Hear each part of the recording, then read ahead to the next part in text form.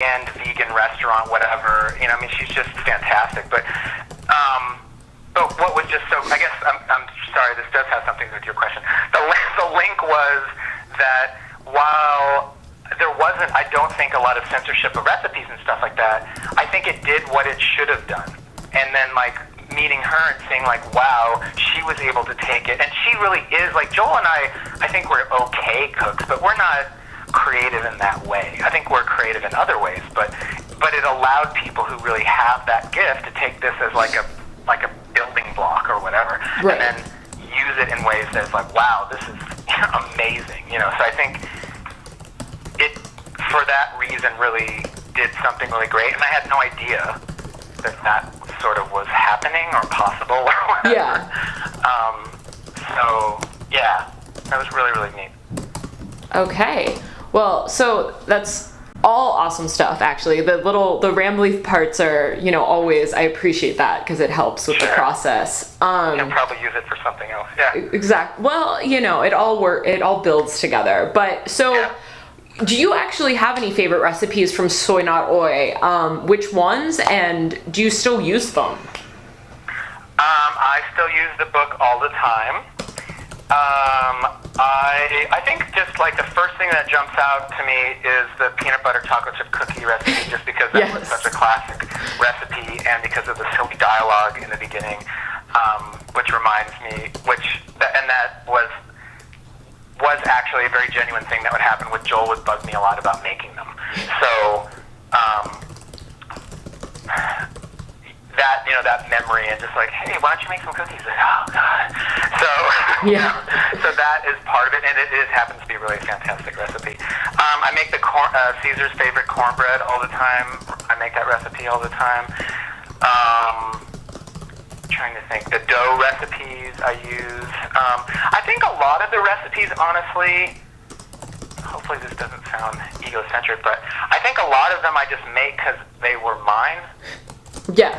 If that makes sense. So I don't, some of like pasta sauce, for example, I imagine the pasta sauce is very similar to the one I put in the book because it was my recipe, so I probably still do it similarly, but that one I don't look at, you know. Right, and it's after like, X amount of years, it's pretty straightforward. Absolutely. It's just something that you know. Recipes. I do that. I mean, and then hopefully I'm better at it now, I don't know.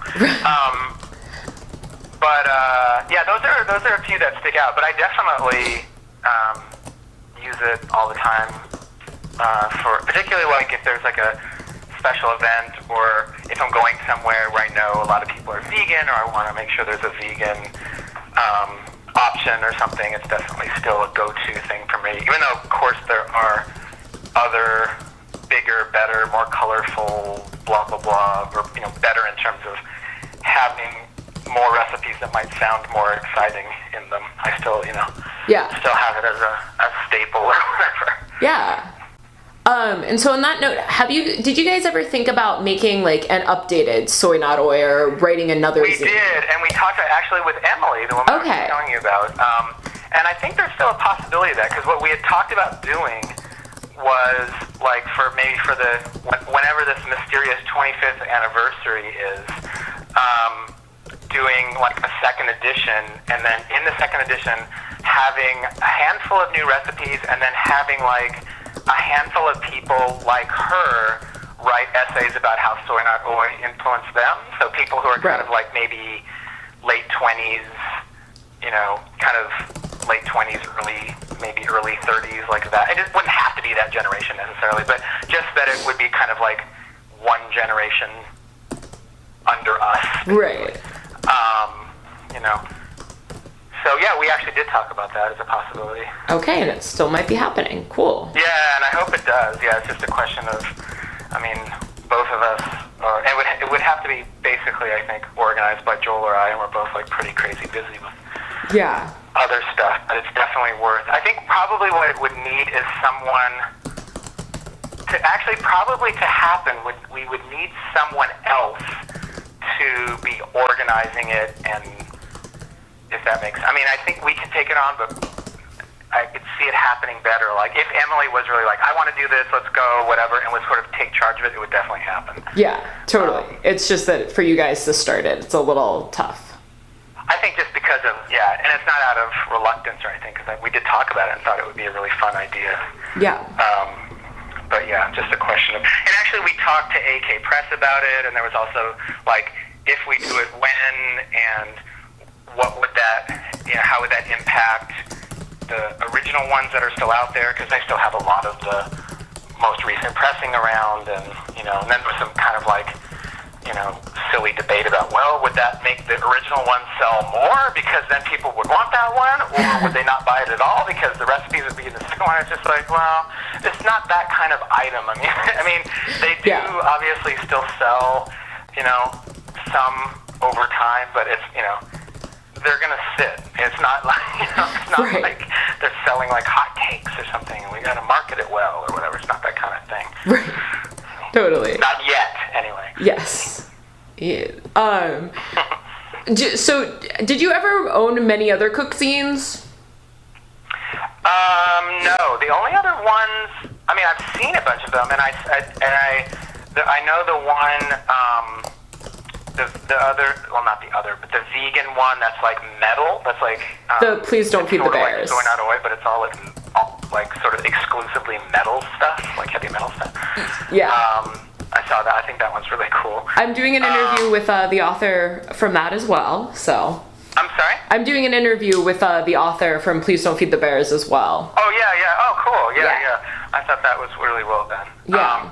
But no, I was never, I never, collected food zines or had other food zines or anything. Yeah. Okay, cool. Okay, so we're gonna, let me scroll down a second.